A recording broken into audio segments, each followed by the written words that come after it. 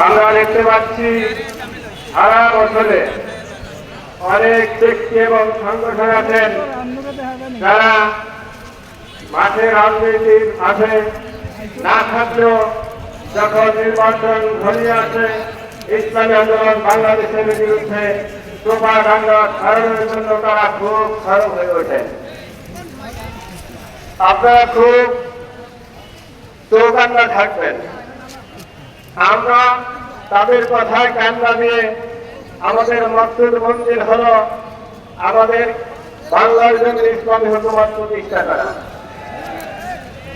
হাতি যখন রাস্তা দিয়ে হেরে যায়, হিল মারে, বাচ্চা ছেলেরা চেঁচামেচি করে, কিন্তু কোনোদিন তাকানোর সময় কিন্তু হাতির নেই।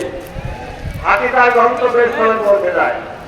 ঠিক ইসলামী আন্দোলন বাংলাদেশ কে কি বন্ধ সেদিকে তাকানোর সুযোগ আমাদের নেই।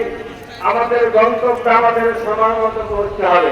আমি তাদেরকে প্রশ্ন করতে চাই, যদি রাজনীতি না করা হয় তাহলে কি সরকারের কাছে ন্যায্য দাবি দেওয়া কিছু করার সুযোগ থাকে?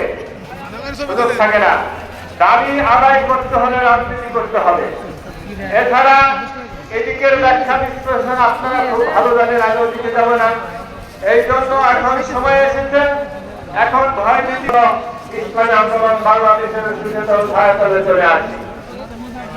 এরপরে আমি বলতে চাচ্ছি, ফেরাউন নাকি বিধানসভা দাবি করেছিল। আমরা দেখতে পাচ্ছি স্বাধীনতার 53 বছরে যারাই ক্ষমতায় এসেছে সকলকে তারা বিধান 90% মুসলমান সকলের কাছে উদারত আহ্বান জানাই, আমরা নিজেরা যদি মুসলমান